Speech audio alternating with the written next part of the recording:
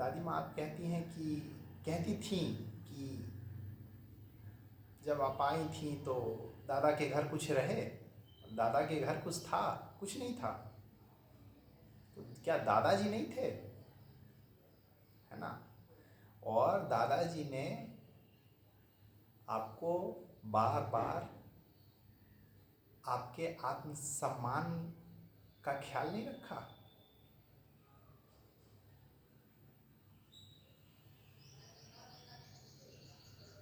क्या दादाजी ने आपको बार बार सर्वोत्तम उपहार जो आत्मविश्वास बढ़ाने वाला होता है, आपके आत्मविश्वास को बढ़ाने वाला सर्वोत्तम उपहार, क्या वो आपको नहीं दिया?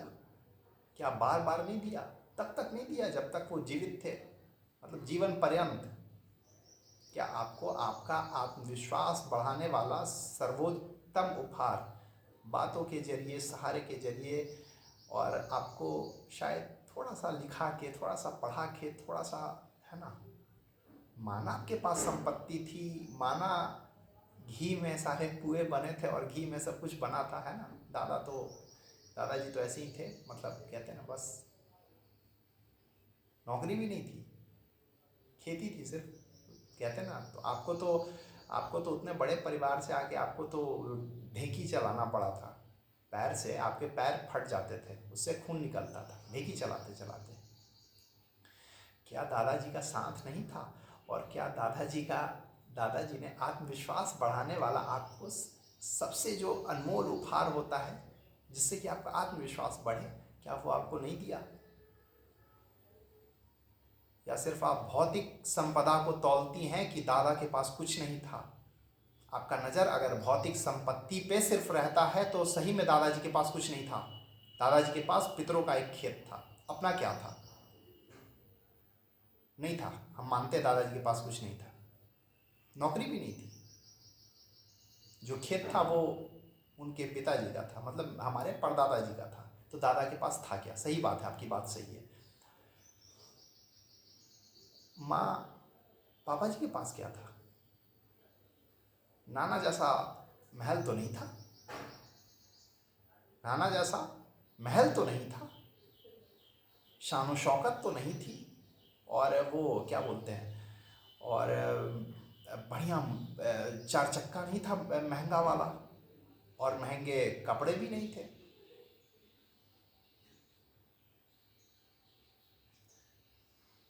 हाँ, पार्वती, शंकर जी के पास तो छाल था, धोती भी नहीं थी। फिर घर छोड़िए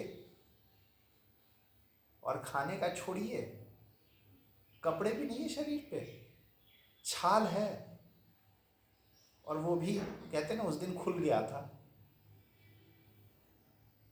तो क्या था शंकर जी के पास? कुछ नहीं था ना? सही बात है।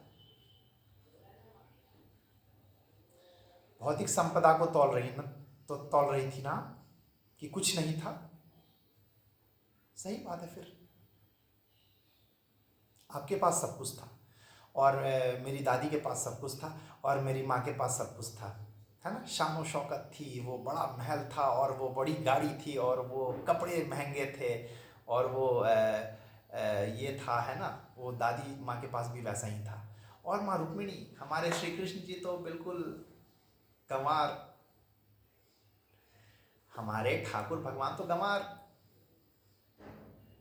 गाड़ी खींचने वाले, है ना? गाय बैल में लगे रहते, खेतों में रहते, और है ना, रथकार रहे, ड्राइवर रथकार थे हमारे श्री कृष्ण जी। क्या था उनके पास? आपके पास तो सब कुछ था, आप तो विदर्भ की राजकन्या थी, है। ठाकुर जी तो द्वारिका, वो कहते हैं ना कि कीचड़ भरी नगरी थी, कीचड़ में जन्म लिया भगवान, फिर उसी कहते हैं ना कि यमुना किनारे कीचड़ में खेला, फिर मथुरा चले गया, वो भी कीचड़, और द्वारिका में जाके बसे, छोटा सा एकदम, कहते हैं छोटी सी टापू सी नगरी है, वो भी कीचड़। आप तो विदर्भ की राजकन्या थी, आपका तो नाम था, शोहरत था, पूरे संसार में लोग आपको जानते थे। ठाकुर जी के पास क्या था? ठाकुर जी गंवार रहा होगा हमारा, हमारा द्वारिकाधीश भगवान जी गंवार रहा होगा, उसको लिहाज नहीं होगा। और हमारे ठाकुर जी के पास बड़ा सा विदर्भ जैसा वो नहीं होगा, महल, और महंगे कपड़े तो नहीं होंगे, और हमारे ठाकुर जी के पास वो महंगे पकवान भी नहीं होंगे।